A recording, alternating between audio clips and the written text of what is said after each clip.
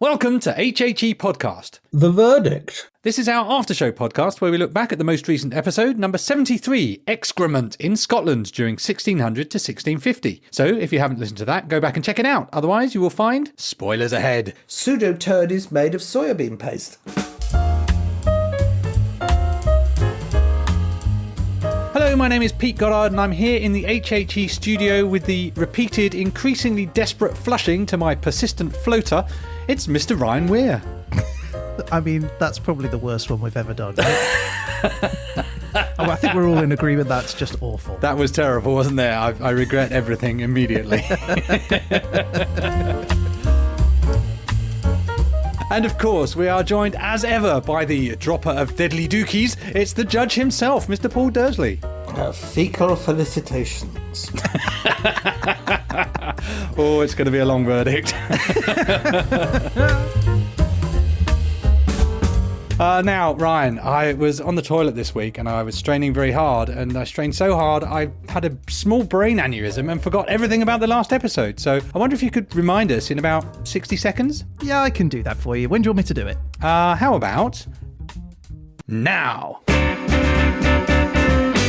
For episode 73, we got down and dirty with the earthy realities of early 17th century Scotland. We rolled up our sleeves and delved into the bustling farming communities where oats were the main crop and cities where living cheek by jowl was the norm. We explored the humble Midden, discovering how these piles of waste were not just heaps of rubbish but a symbol of wealth and status for the owners. We busted some myths surrounding the infamous cry of Gardale Loo and got a nose full of the noxious Nor Loch, which held more than just water. We then tiptoed into the royal privy chambers with Groom of the Stool, Sir Thomas Erskine, and lifted the lid on his intimate role with the kingly caboose. And all while pondering the health impacts of the Scottish diet, wondering at the brilliance of Scottish inventiveness, and trying to use as many slang words for poop as we could think of. It may have been sloppy, but it was most definitely satisfying. It was excrement in Scotland during the early 17th century.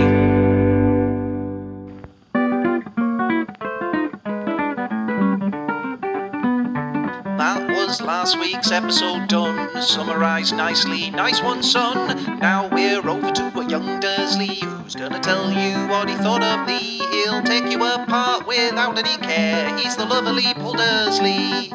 The lovely Paul Dersley. Ah, yes, of course. It's all come back to me now. I can almost smell the episode. Yeah. I had a terrific time, Ryan. I learned a great deal, and I have to say you dealt with a very tricky subject with some aplomb. But my opinion is as waste on a midden. The real person we need to hear from is, of course, Judge Dersley. So, Paul, I feel like this may have been right up your alley, but how did you feel about the episode? What do you mean, right up my alley? I just want to be privy to your thoughts. This is going to be a long episode, isn't it? Well, I will hold it in until later. I tell you what, though, I must admit, of all of the ones we've done so far, I have a strong feeling that I may do well on Dersley Factor later. I feel you do. I think you hit the spot, as it were. So normally we ask, have you ever been to the country? So I'm assuming you've been to Scotland, Paul. Yes, I have. And have you ever been to the toilet? Contrary to popular opinion, I am human. I thought you were like the Queen who never went. Well, I don't know how apocryphal this story is, but a friend of mine's father was in the RAF and she visited them once and she needed the lavatory and they sort of somehow got the turd and encased it in Perspex. Wait, what? I'm sure that's apocryphal. The Queen's or their own? Hers! That's what they call a royal flush. Hey, how much would you pay for that? Nothing. Come on, a kingly corporalite, you'd love that. It'd go with your little fossil collection. Right, I do have fossilised shit, yes. I don't think he collects them fresh, though, does he? It's not just me sitting on the lavatory for days on end. But would you have a groom of the stool, though, Paul? Like, how do you fancy having a childhood friend come along and wipe your ass for a decade? No, although I do believe swan feathers were quite often used in high society. Swan feathers? That sounds uncomfortable. On the swan, or are you allowed to remove them first? Can you imagine you have a distressed swan in your privy? Yeah, I think they're plucked off in advance. Well, I've heard of toilet duck, but I've never heard of toilet swan. Oh, good Lord, this is going to be a long episode.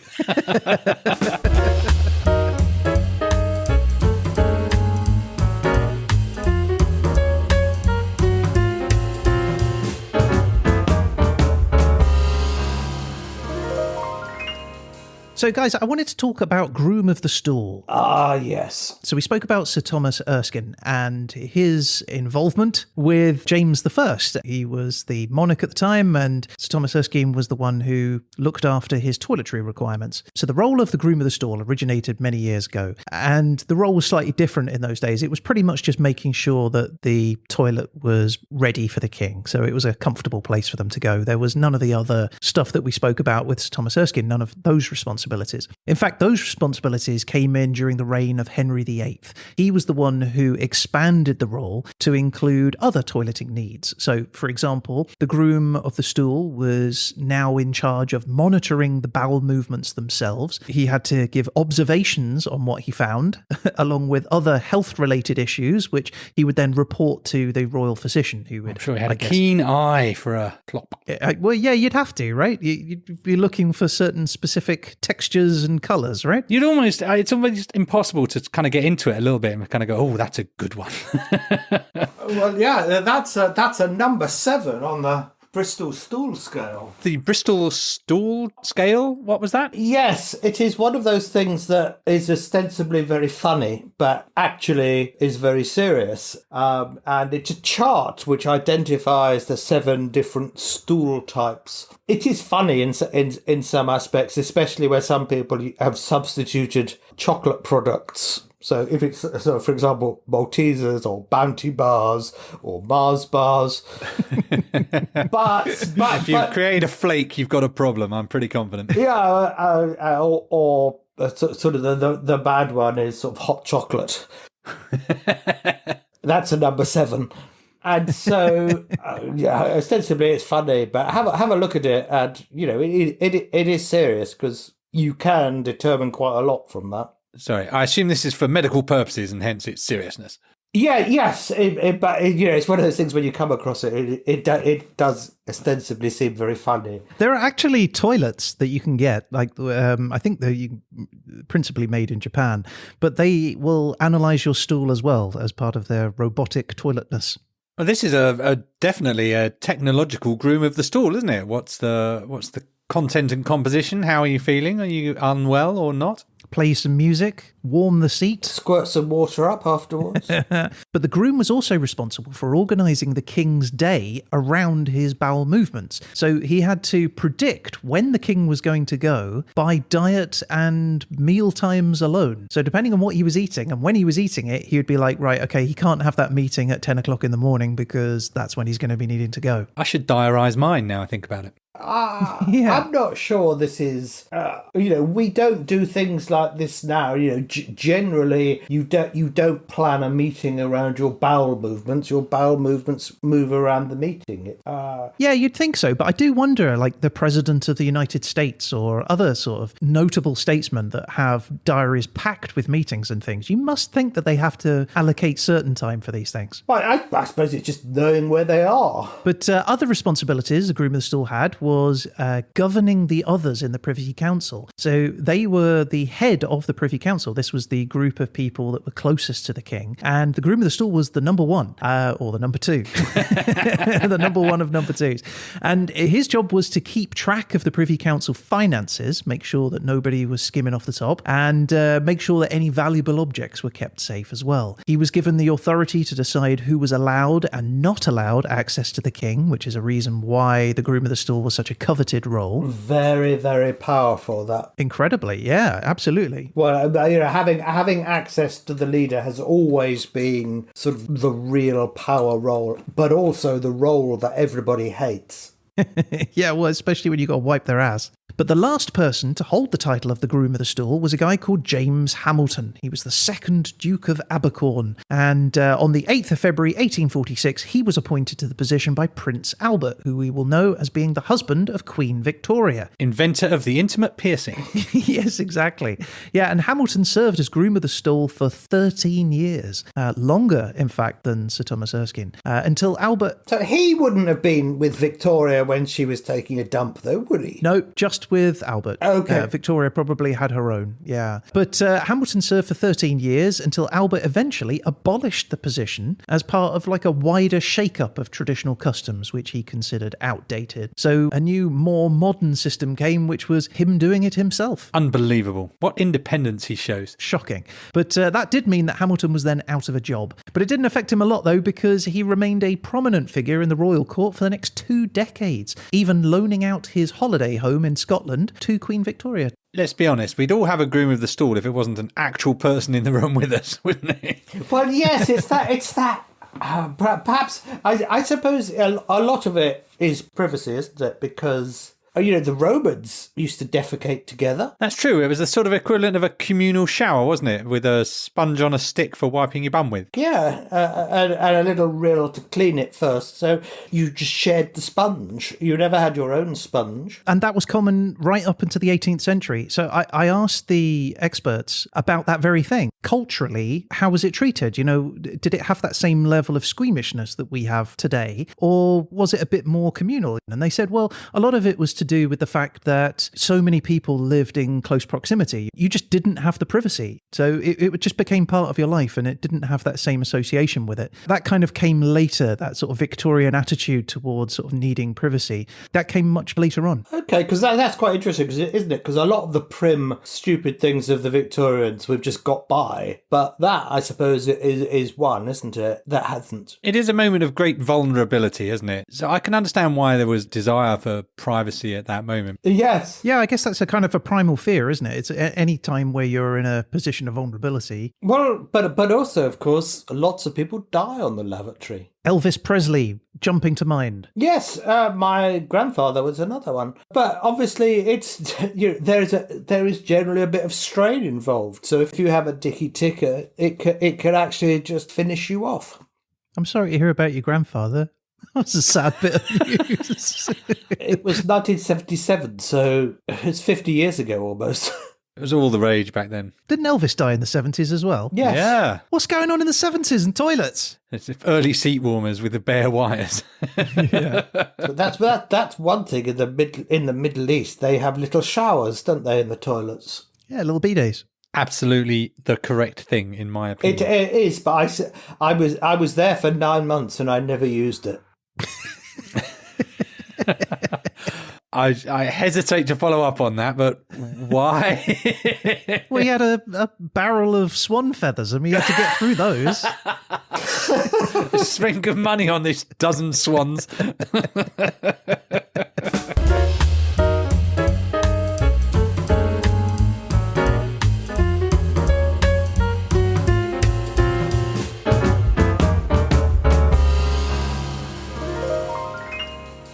All right, so look, we talked a lot about toilets in the olden times, but as part of my lavatories research... actually is what you should call them. Yeah, you're absolutely right. Lavatories. So we talked a lot about toilets or lavatories in the olden times, but what about the toilets of the future? So I did a little bit of research on this, and we've kind of hit a plateau in terms of toilet evolution. So I was wondering, what's coming in the future? And there is actually a global push to try and get toilets reimagined. They waste a lot of water. They're not especially hygienic, particularly in a lot of third world countries, but also they require a big sewer system and treatment processing plants to work. And that isn't efficient, and it requires a lot of maintenance, a lot of wasted water. So earth closets, that's what you need. They were used in the past, and there are thoughts, well, you could use them again because they don't use water. And once you get past the factor, the sort of the fuller's earth gets rid of the smell instantly. It's not a terrible idea, and you're absolutely right. It is one of the ideas that is being considered. So there is a World Toilet Day on November 19th, which was established by the World Toilet Organization. Bit self-interested of them, really. Of course they'd want a day. Yeah, and the goal of that day is to raise awareness about the global sanitation crisis.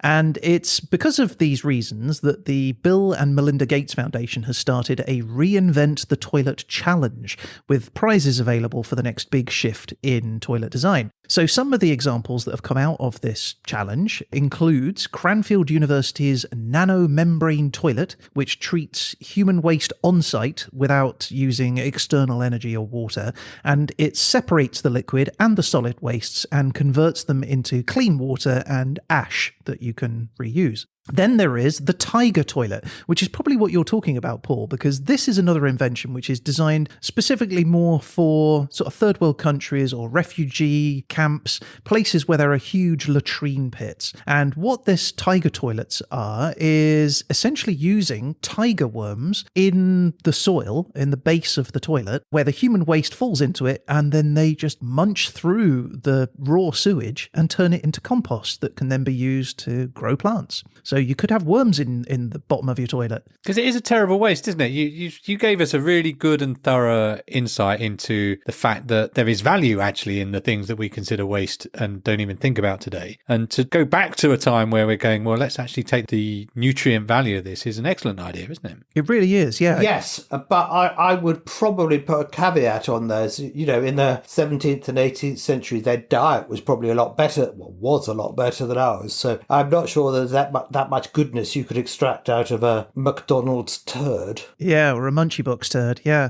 Then there's the Blue Diversion Autarky, which is a bizarre name, for an off-grid toilet, which claims to not only recover the water, but also the salts and other nutrients from the urine and feces itself, meaning you can basically reuse the water and the salt from your poop to cook your pasta or rice.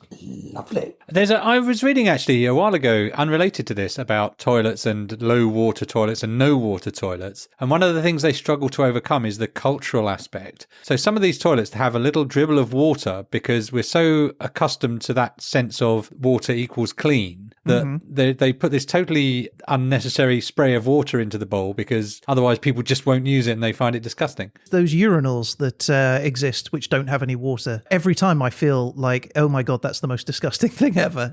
Yeah, you feel like there's something missing, don't you? So there's a definite psychological aspect to what we consider clean to be. But talking of futuristic toilets, the most expensive toilet in the world isn't on Earth, it's in space. It's the toilet on the International Space Station. And reportedly it cost around $19 million to develop because it has to operate in zero gravity. Yeah, on the list of things you don't want floating around your environment, I think it's pretty high up, isn't it?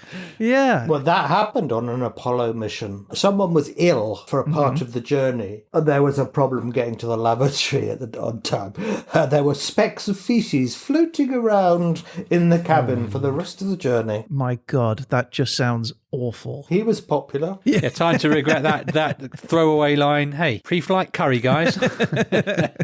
So yeah, on the International Space Station, they have a small private cubicle. It is a toilet which is smaller than a standard one, and it has a hole in it which is like a bicycle seat, that shape, and it's that shape for precise alignment. And the astronauts position themselves on the toilet, and they tie themselves down with thigh restraints, and they hold on to handholds in front of them. And in the absence of gravity, the toilet is designed to then use airflow to direct the body waste into two specific receptacles. So astronauts use a funnel, which is equipped with a fan that sucks the urine away and to be collected and recycled into drinking water for the rest of the crew on the station. And for the poop, the fans direct the floating plops into individual bags that are then stored in an enclosed container on cargo ships, which then dispose of it as they re-enter the Earth's atmosphere. But in May 2020, NASA launched a new upgraded version of the toilet to the ISS. It's called the Universal Waste Management System, and it is much better. It's fully automated, it's quieter, it's more reliable, it's more hygienic,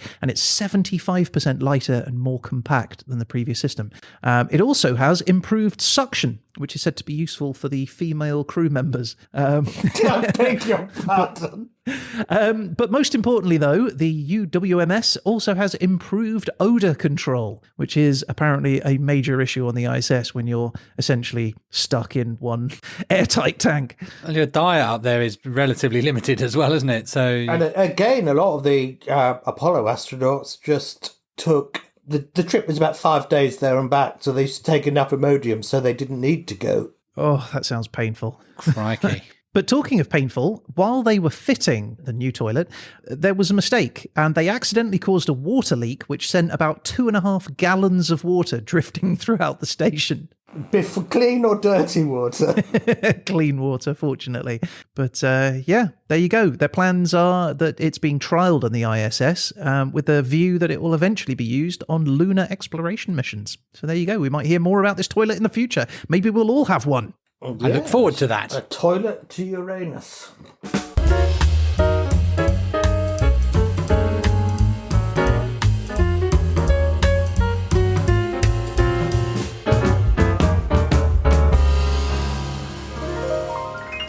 Now, Ryan, I would like to ask you something.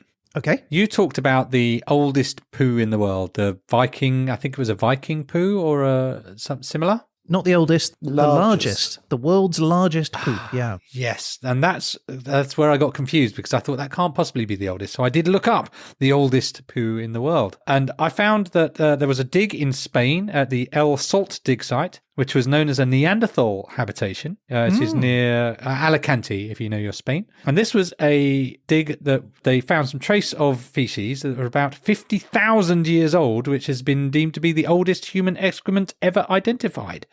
Wow. And this was scientifically important because one of the things that had previously been thought was that the Neanderthals only ate meat, but it confirmed that they had vegetables in their diet as well. Yeah, I mean, it makes sense. I don't know why we ever thought they only ever ate meat. Yes, that seems a bit strange. Yeah. It does, doesn't it? I think in those days, you'd pretty much eat whatever you could get your hands on, right? Yeah, that makes sense to me as well. But and the other thing then, obviously, rabbit hole occurred and I went further into this. And in fact, I then started to look for the oldest toilet in the world. Okay. And one of the things I found, and this is maybe debatable, but one of the things I found was a 2.5 or 2,400-year-old toilet, which was found in the city of Xi'an in China, which is alleged to be, according to Liu Rui, who was a researcher involved in the project, the first flush toilet ever to be unearthed in China. Wait, what was his name? Lou Flush. Liu Rui. Now, they say flush toilet, and I think this is stretching a bit because the way they described it is the emperor, because obviously it was a posh person's privy, the emperor would do their business and then a bunch of servants would chuck water at it until it went down the pipe, which I'm not sure that completely qualifies as a flush toilet. Now, Ryan, I have one final Scottish toilet fact/claim that I'd like to share with you. Please do. So did you know that according to Alan Burnett, who is a historian and apparently the author of Invented in Scotland, there is a Neolithic settlement in the Isle of the Orkney Islands on Skara Brae, and there is evidence of stone huts equipped with drains built into the walls dating to about 3000 BC. And he says, although this is a basic sewer system, this is essentially the world's first indoor toilet. Oh, wow. So 5,000 years old indoor toilet. That's amazing. Yeah. Well, you wouldn't want to go outside in the Orkneys, would you? Yeah, that's a good point. I'm pretty sure I've used a 5,000-year-old toilet in a French campsite once. That's quite possible. Very possible. They wouldn't have had toilets in French campsites. It would just be a hole.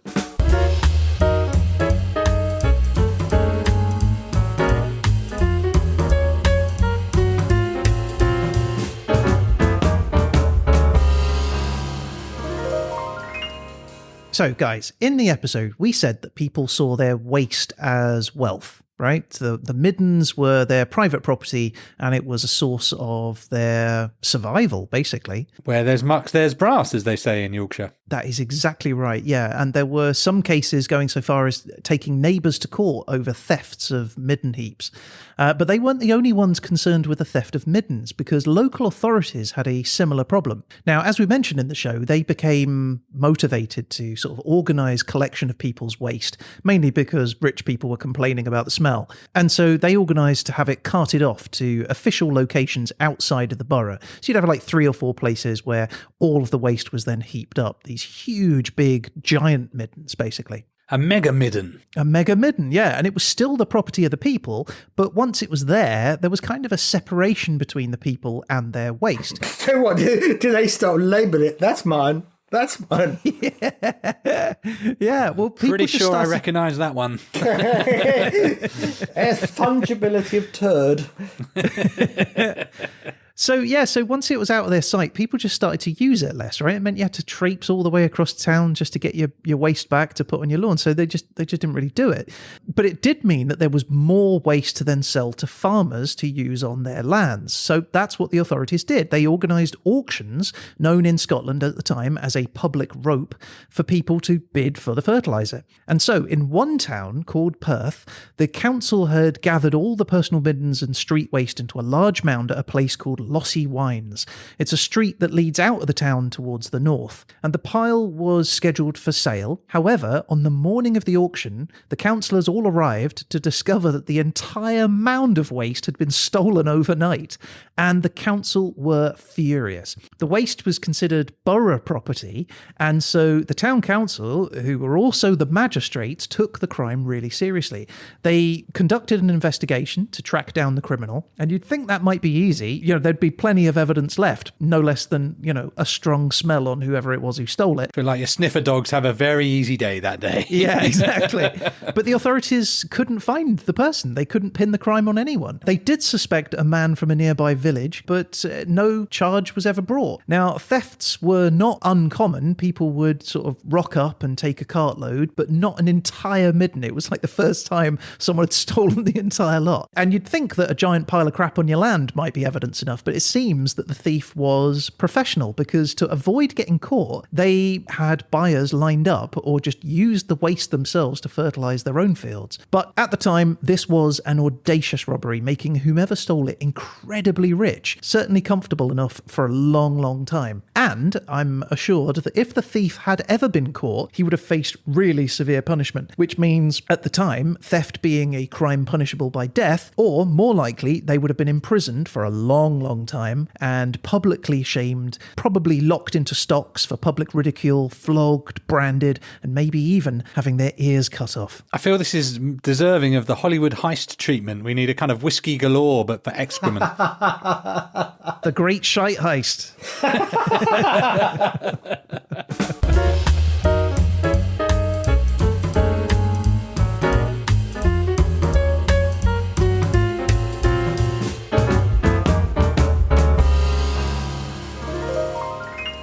Now, chaps, enough of this toilet talk. I think we've come to the end of the line. It's time to step into the dock, Ryan, and prepare to face the judge. I'm ready. Judge Dersley, are you ready to give your verdict? Oh, let me just get settled. I'll have to do it quickly because I need to dash in a moment. Okay, well...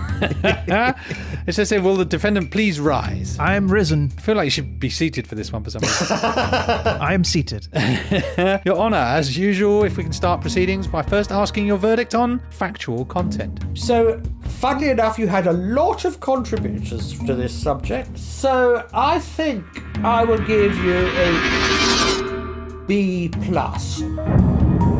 Whoa! I would have given it an A, but, I'm just a fellow host here. That's amazing. B+. Woohoo! Okay, so let's move on to the second category. Entertainment value. Did this tickle your funny bone, or did you enjoy the episode? There were rather a lot of skits and jokes in it. The gift that keeps on giving. It's a fertile subject. Very much so. I think we're a bit hit and miss on some of the sketches this week. So I'm going to tone it down a bit, and I will give you C+. I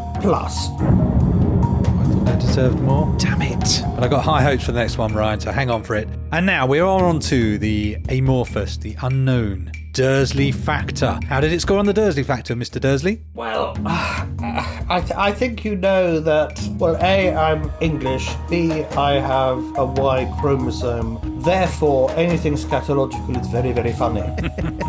So I have to say I was tickled by the subject, so I will begrudgingly give you A-. Ooh. Ryan, you could be flushed with success here. So, we're reaching the main event, the final verdict. Now, before the judge passes his ruling, Ryan, you have an opportunity to enter your plea. If you choose to do so, please make your plea now. Absolutely not. I'm saying nothing. Things are going well. That is incredibly sensible, and I can only suggest that's a good idea. Now, Your Honour, the defendant stands before you. Have you reached a verdict? Yes, I have. And so I must ask you respectfully for your final ruling.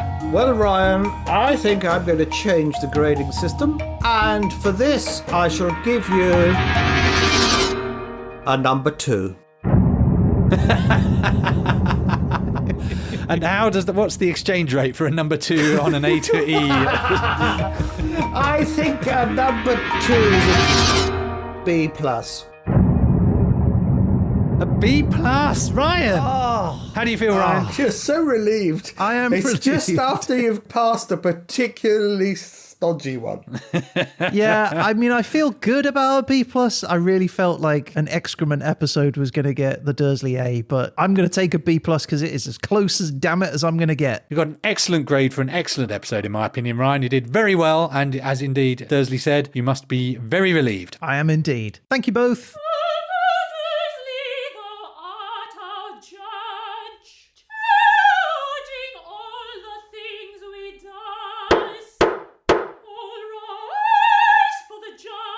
Okay, so that's our show for this week. If you'd like to get in touch about any of the things we've talked about on the show, or just to say hello, you can reach out to us on social media through the website, hhepodcast.com, or by email at peteandryan@hhepodcast.com. We'd love to hear from you, and you never know, you might end up featured on a future show. And one way to definitely feature on a future episode is to rate and review us on Spotify or Apple Podcasts. Recommendations there can really help bring the show to new listeners, which we would really appreciate. That's right. Now, if you're on Mastodon, Facebook, Instagram, Twitter, any of those social media places, you can find us at HHE Podcast. And if you subscribe to those, you're going to get an alert every time we post any trivia tidbits, news, and photos. And we'll be back again soon with our next episode, number 74, 9 Lives in Bangladesh during the Victorian era. Interesting one. But in the meantime, a huge thank you to the judge himself. Thank you, Paul. My pleasure. And that's it. I guess all that's left to say is... You've been listening to...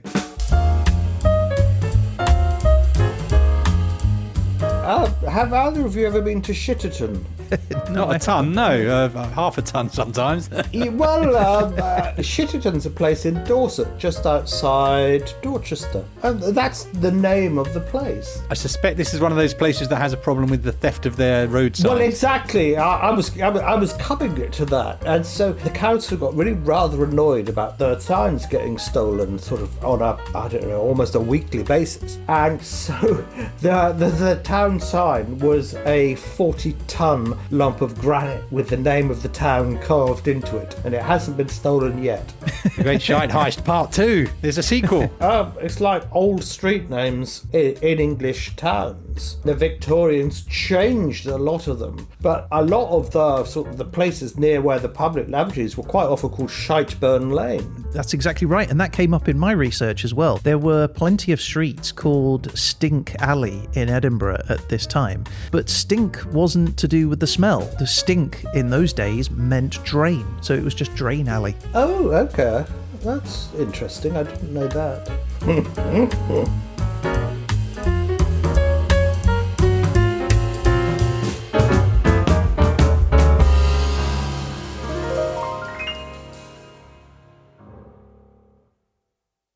Right, guys, I better go because I've got a shift.